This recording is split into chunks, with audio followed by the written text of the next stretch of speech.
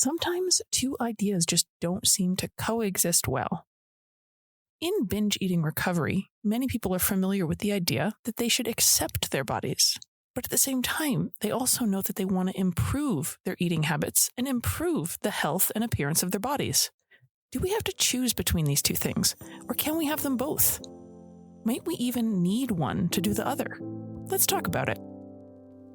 This is the Breaking Up with Binge Eating podcast, where every listen moves you one step closer to complete food freedom. Hosted by me, Georgie Fear, and my co-coach, Mary Claire Brescia. The word accept can be tricky because it has many definitions. Accept can mean to consent to receive something, like we accept a prize or accept a gift. But since we already have our body, this one doesn't make much sense. Body acceptance doesn't mean taking it like a gift. The word accept can also be defined as a way of saying yes. We can accept a lunch invitation, for example, or we can accept a marriage proposal. Both of those mean we say yes. But again, our body is not a question, so it's not like acceptance is really an answer that applies. Another definition of the word accept is to regard favorably or with approval. In other words, it can mean saying something's good enough to pass a standard, such as the other workers accepted her into the social circle. Or you might say that a college accepted a student's application for the upcoming semester.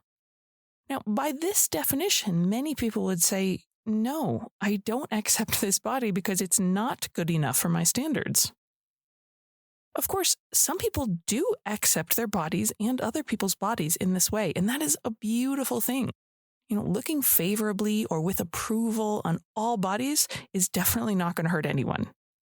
Some people say, this pile of cells I live in isn't perfect, but it's good enough. I'm happy with it. I think it's beautiful, and there's nothing wrong if you feel that comfortable with accepting your body, not wanting to change it, and just letting it be as it is. But I want you to know that if that sentiment just doesn't feel true for you, that's okay too. If you want to keep making improvements, or you love the idea of making changes to your body, that's just as valid as deciding you are okay with it as it is right now. That's just a different type of acceptance.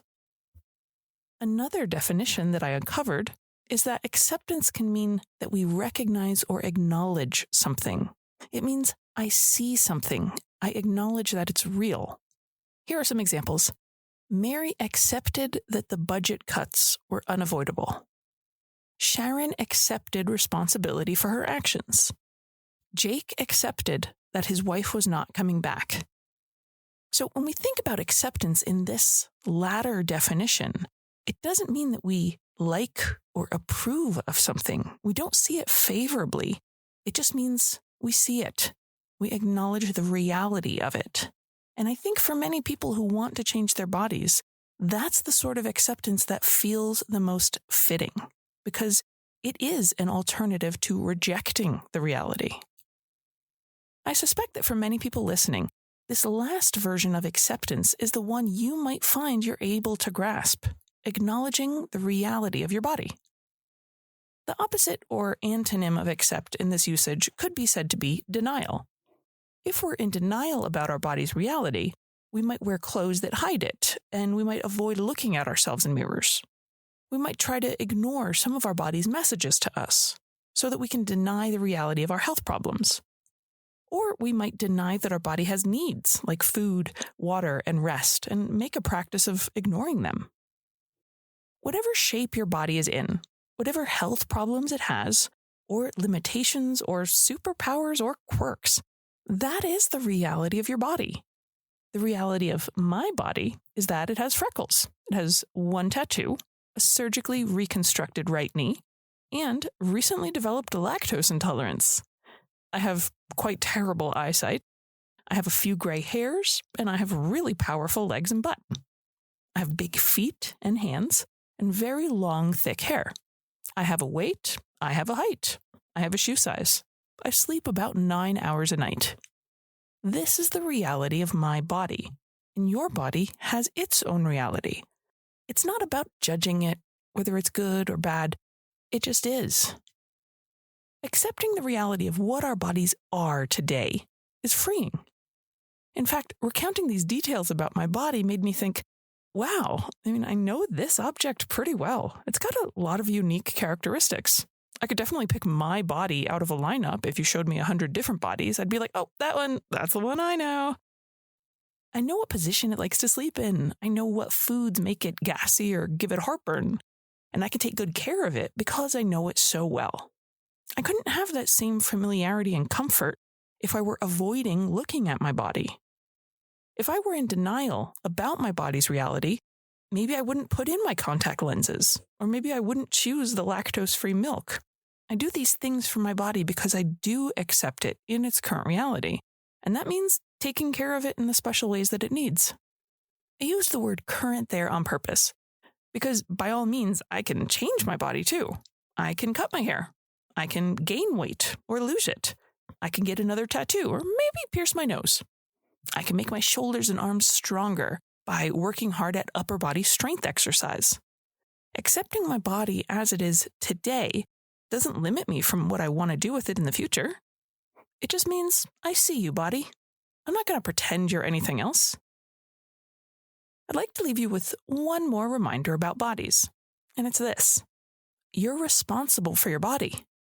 And that's not a good thing or a bad thing either. It's just the truth. No one else is responsible for feeding, watering, exercising, or putting sunscreen on your pile of cells.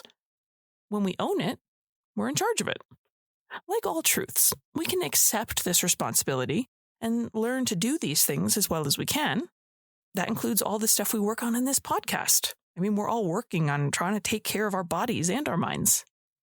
Accepting our bodies as our responsibility and coming to terms that food and activity choices are a major player in how it looks and feels to live in is a huge advantage.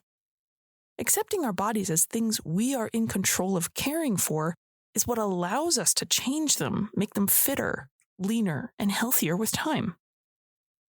If we deny this responsibility, say we choose denial instead of acceptance, the odds are we won't take as good care of our bodies, including keeping them at a healthy weight, keeping them mentally well, and doing the things that prevent disease. We'll get caught up in blaming other people or blaming society for extra pounds we want to lose. If you imagine your body coming with terms and conditions, like an app or some software you might download, you probably wouldn't have read the terms and conditions if you're like most people. You just kind of click accept and move on. But imagine, just for fun, what the fine print might look like. Here's what I imagine. By inhabiting this body, you, the user, accept sole responsibility for the bathing, feeding, watering, and clothing of it as you see fit. Creator of said body, which may include parents and or higher power/creator according to your faith, retains no responsibility for the maintenance of this body. This body comes with no warranty or guarantee. By agreeing to these terms, you acknowledge that there will always be people with bigger, smaller, more and less perfect bodies than yours. There will also always be people who think you are too small, too big, not perfect enough, too perfect, or that you have dressed or adorned your body incorrectly. The creators of this body accept no responsibility for these opinions, and the user of the body has no obligation to listen to them. The user of this body has exclusive control over how they treat the body, which is irrevocable and permanent. So the only question left is, with these terms and conditions, do you accept? I'm Georgie. Thanks for listening.